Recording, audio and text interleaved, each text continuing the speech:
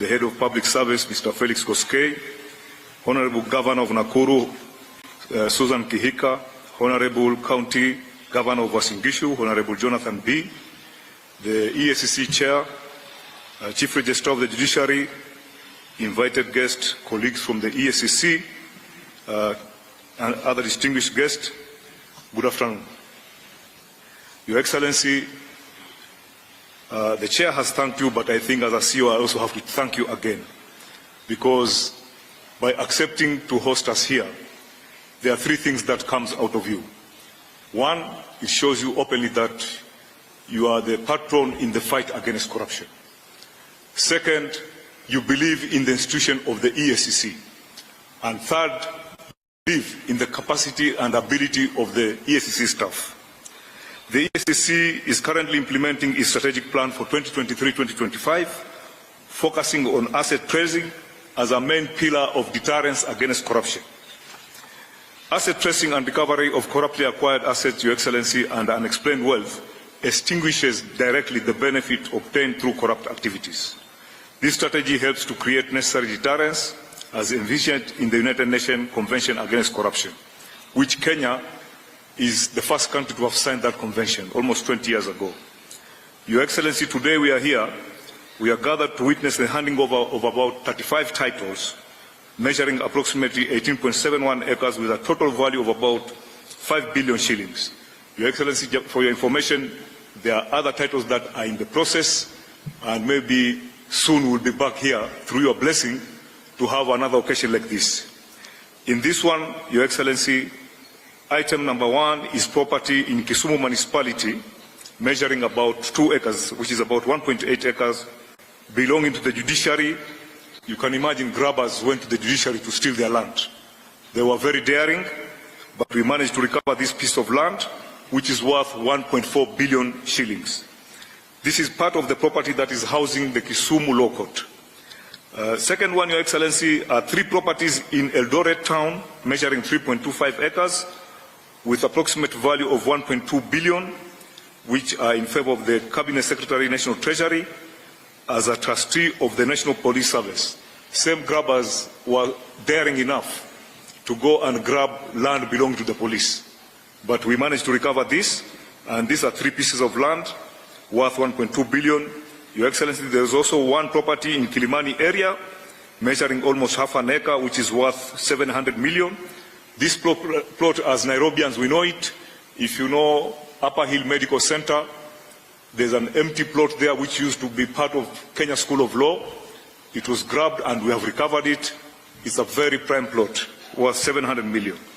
Then we have a property in Eldoret municipality measuring 1 acre, which has an approximate value of 700 million, which it belongs to Uasin Gishu Referral Hospital under the county government of Uasin Gishu. Then we have 13 amalgamated plots within Kisii municipality. We have 13 properties measuring a total of 8.06 acres, valued at 300 million, which belongs to the State Department of Housing and Urban Development. The 4 properties in Bungoma, 2 properties are in Kakamega, 3 properties are in Kisii. Then we have 1 property in Kabarnet, 1 property in Nakuru municipality, and 2 properties in Kitale. 15 parcels of lands belonging to the county government of Kisii, measuring, about 3.41 acres, and the approximate value is 135 million. I will stop here a little bit, Your Excellency. People have viewed Eacc as anti-governance, that we are just after hunting governance. We are not hunting governors, we work with governors. This recovery was done because the governor then of Kisii walked into our office and officially complained that some pieces of land have been grabbed, and we assisted. So we are telling governors to go and tell your colleagues, if you have land that you think has been grabbed and you want to come to Eacc, we'll make sure there's no media coverage, because the media sometimes, when they see a governor at Eacc, they conclude there's something bad. Sometimes you may be having something good for the county. Then we have 1 property in Nakuru municipality, belonging to the county government of Nakuru, measuring about half an acre, which is worth about 100 million. Your Excellency, in addition to the recovered immovable properties, the Commission also recovered cash assets totaling 511,365,927 belonging to various organizations. EACC recovered 361,395,356 and remitted to the National Treasury Consolidated Account Fund. The money was recovered from individuals who had irregularly acquired public properties. And the second one is that 79,292 shillings for the Kenya Ports Authority Retirement Benefits Scheme. The money was recovered from a law firm. We didn't want to mention the law firm because we know legal fraternity sometimes can be very sensitive. We don't want to damage somebody's image or whatever. Then we have recovered 70,677,700 shillings for Kenya Medical Research Institute, that is KEMRI Retirement Benefit Scheme. This money was recovered from an individual after a civil process. Your Excellency, as we conclude, I wish to humbly mention to the Commission that the Commission has put in place effective measures for prudent utilization of resources allocated to its operation. However, more can be done. The Commission is faced with quite a number of challenges, among them inadequate resources, and the Chairman has talked about it. Your Excellency, we have an established, approved workforce of 1,508 staff. In the last 6 years, we have just been staggering at half of that level. We have 780 staff, and we believe that the CS Treasury is here. We know the country is facing a lot of financial challenges, but at least give us a little bit like medicine each financial year, so that at least we recruit 50, 100 people, 50, 100, and then we'll be able to meet our target. On top of that, we also have a challenge that this Commission loses very good staff. Very good staff.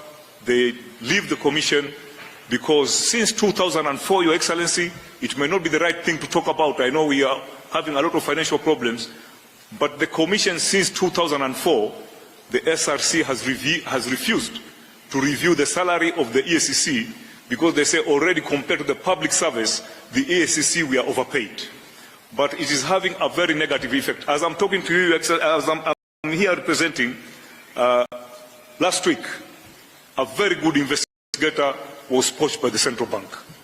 So this is what is happening, and I think SRC needs to be told that they should be a little bit lenient to EACC. With your kind permission, Your Excellency, I request you to hand over the title deeds and checks of the recovered assets.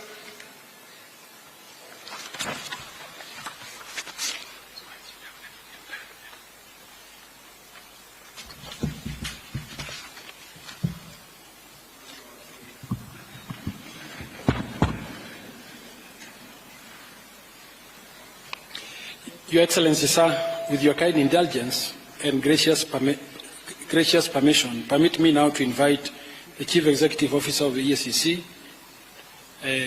accompanied by the Chair, to facilitate the handover.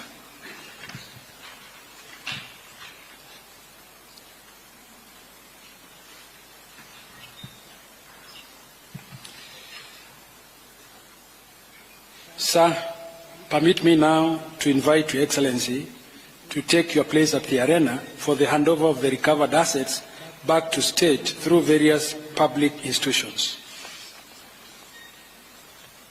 Sir, the first beneficiary is the National Treasury.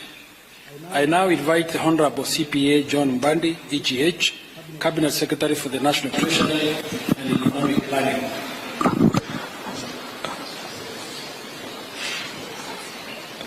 Your Excellency,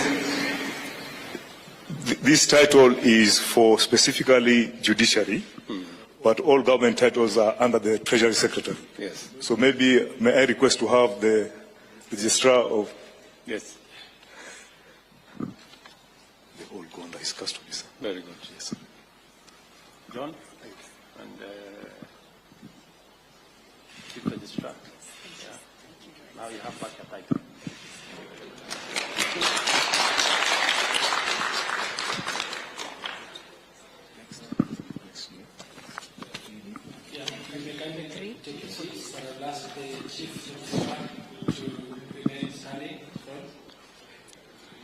Your Excellency, sir, the next beneficiary is the State Law Office.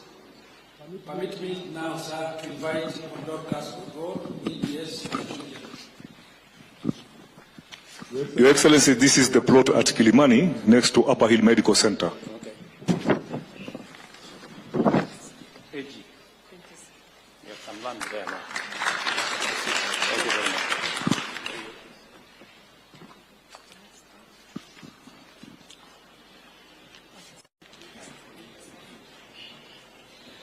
Excellency, sir, I will now invite Mr. Gilbert, Mr. Lanat, MBS, OGH, Deputy Inspector General National Police Service, on behalf of the National Police Service.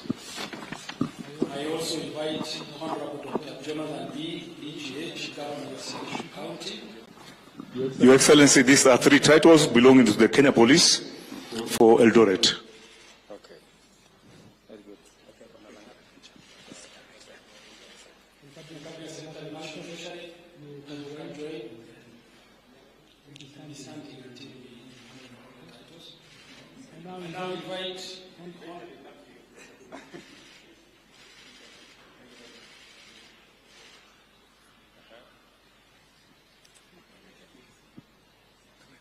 And now invite Honorable Susan Kihika, EGH, Governor of Nairobi County.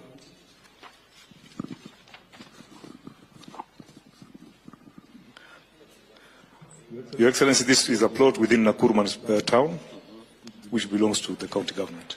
Oh, the county government. Yes. You have some land for the county.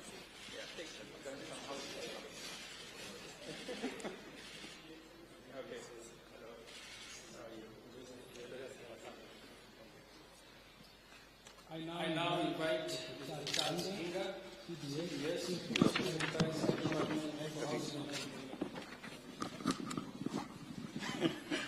Your Excellency, these are 13 titles for different places within the country that belongs to the national housing.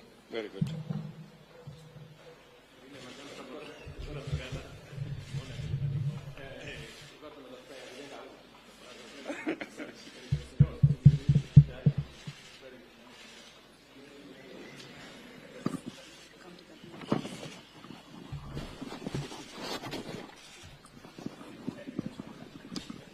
I now invite Mr. Samson P. Wabusi, OGW, Principal Administrative Secretary of the National Treasury.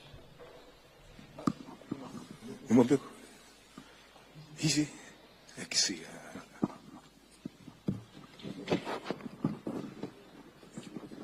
Very good. Good. Very good. You have some money here.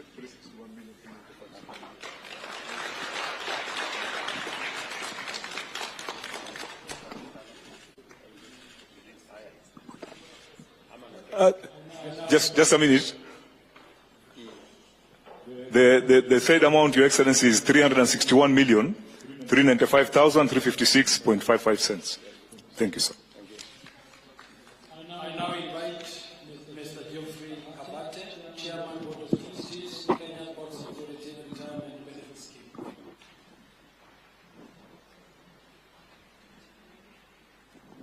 Okay.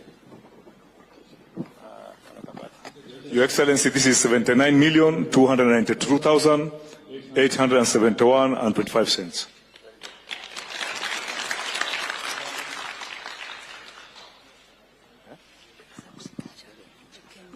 I now invite Mr. Edwin Bett, Chairman, Kenya Medical Research Institute, Cambridge, Retirement Benefit Scheme.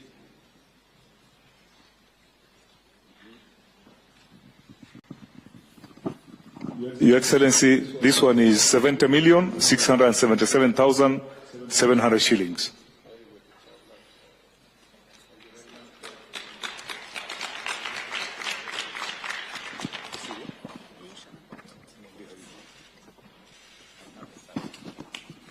Your Excellency, we have 15 titles for Kisii County. The governor has apologized. He was not able to attend, and we shall pass them to the Kisii County. These are 15 parcels of land.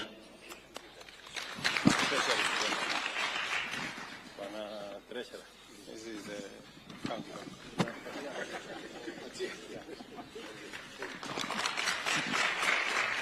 We're done. Your Excellency, we are done.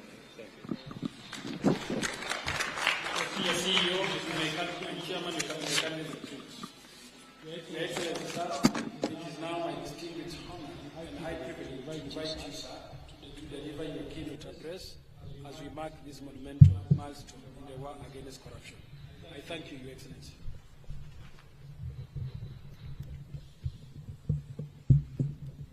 Thank you very much.